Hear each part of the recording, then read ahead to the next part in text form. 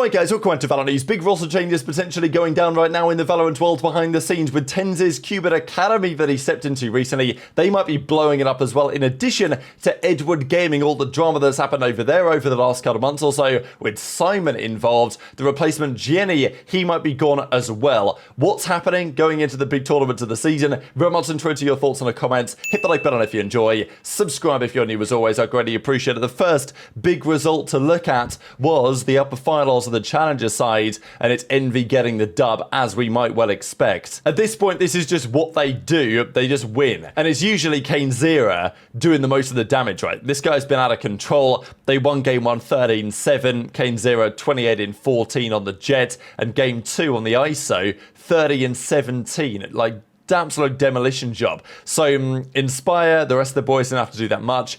Just such a scary team. I don't know how you beat them right now in challenges. It's very, very challenging.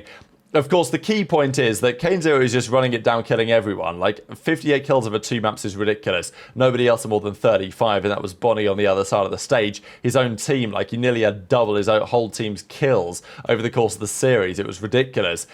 He's been the standout, but he's not 18, so if Envy were to win Ascension, he wouldn't be able to play next year. Inspire, I think Extra and Poppin could go up. The other guys could not quite yet. We got YFP played Ambrosia. That was to determine who will play going forwards, and this is a big elimination series. And it was Ambrosia that got the dub in the end, a 2-0 dub. Jake and the boys, they drop out of the tournament 13-10, 13-12, or 14-12, sorry, after a remarkable overtime. But yeah, this is on the ascent. That was YFP's pick, but in the end, Ambrosia got the dub. So this is how it looks overall. Envy are in the finals. Burger Boys then play Ambrosia. Winner of that then gets to play Envy, maybe in a rematch in the grand finals. We shall see about that. But typical run from Ambrosia all the way, but it does seem like Envy are probably going to have a little bit too much to answer for this particular stage. Now, there's some other drama happening with different ecosystem teams leaving the space. Now, the Tier 2 scene has been in shambles, as we know, and this is true in multiple regions. We mentioned the other day the drama right now in the Indonesian side,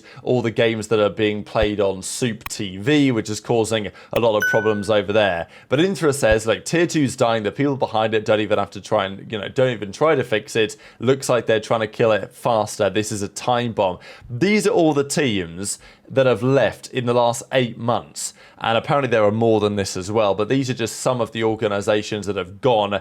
And as well, the list goes on actually quite some way here. Some more notable, some less notable, but certainly plenty of these will have hosted and had decent results with teams in the last couple of seasons, and now they have disappeared. Now, this Zero Tenacity team, who are the most recent to leave, they actually did a statement and said the following: "We've decided not to continue the project into Stage 3. At the end of last year, we'd already parted ways with our Valorant division, had no plans to return, but the change of tournament organizer gave us much needed hope for the scene. And we spoke to the TO back in December. We're informed about LAN events, media days happening during the year. Finally felt like it would be beneficial for the organization. It was promising enough for us to give Valorant another shot. We signed the team for 2 stages to see how the scene would develop under the new leadership. Now, despite our team's success, we didn't see any positive change when it comes to the product. You simply cannot make a return on the investment in the game. At this stage, we see no benefit in investing any longer. We're closing our operations within the title and want to openly ask Riot Games to take a closer look at the Tier 2 problems and address them accordingly.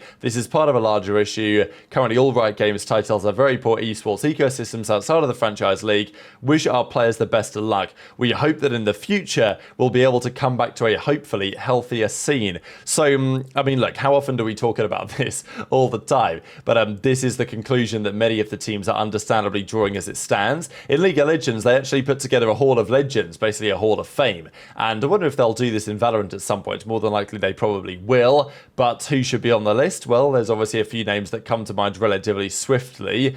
Let's talk about some Scrimbux, though, and also what they mean, because this is Qubit Academy, former in-game leader, potentially T-Dog of the Qubit Academy. They had a difficult time. They, of course, lost Scuba to NRG. Then TenZ came in briefly. Didn't really go to plan in the playoffs games that they tried to play, but T-Dog's not been great. He's been underperforming, I would say, a fair little bit, and there's been questions as to whether he could keep the spot. Now, rumor has it, he's got Qubit in his name. He's got it in his kind of picture at the top here, but he's no longer got it in any of his bio or anything. It might not mean anything, but there was a lot of talk about this. Tencels Anna said the other day about the situation with the coach, the fact that Dapper didn't want to coach them any longer because apparently he didn't really enjoy it and we was only supposed to be the assistant coach. So that's one piece of the puzzle, but Dapper's gone, we think, in terms of actually coaching this team, and maybe it's only a matter of time until, potentially anyway, we see T-Dog also potentially parted ways with on the team if they are going to make some substantial changes, which would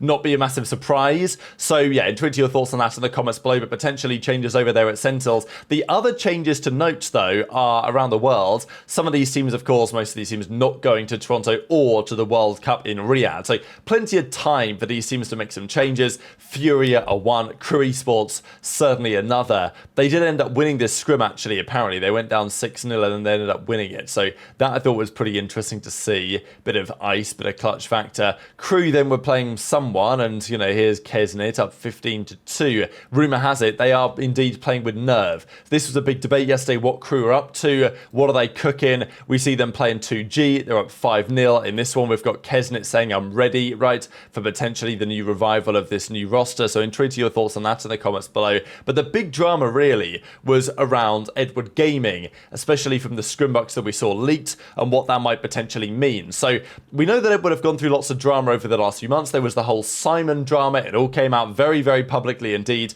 Simon and the team heavily disagreed on many points, and you know, largely a lot of the drama kind of was put to bed, but it obviously affected the starting roster.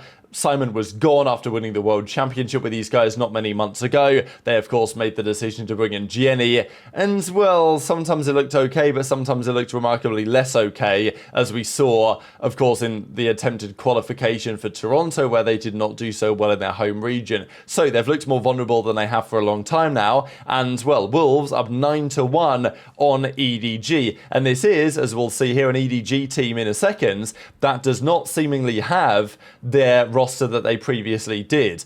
In the meantime, Cloud9 were down 9-10 to G2, so seemingly a pretty close fought affair there. But yeah, EDG was seen scrimming without Simon and Jenny. And reportedly, Potter is going to be the player to replace in the lineup here. So Potter is on EDG. Well, at least he's been on their academy before. He played for them in this match they played on November the 3rd, 2024, when they were messing around with a few things and they played with Toast, Simon, Nobody, Potter and Chi-Chu, and they got slapped around by Gen.G. So anyway, Potter has had a bit of experience. Maybe he's a guy they're going to look forward to. Would be pretty fascinating to see, I'm not going to lie. But what it means for the rest of the roster, Jenny, Simon, are they ever going to come back? What's happening there? Fascinated to hear your thoughts in the comments. And the other piece, of course, is LEV. LEV have made their changes. They brought in Okonos, they brought in Sato. They're trying to improve. They might be changing their coaching staff situation around as well. But here's Kaplan, Zelsis, Zekin, and the rest of the guys bang on Sentinels, playing in a custom game up 19-4, which is, yeah, pretty much as emphatic as it gets. Because over the last few days, we started to see that maybe Sentinels weren't looking quite so hot in scrims,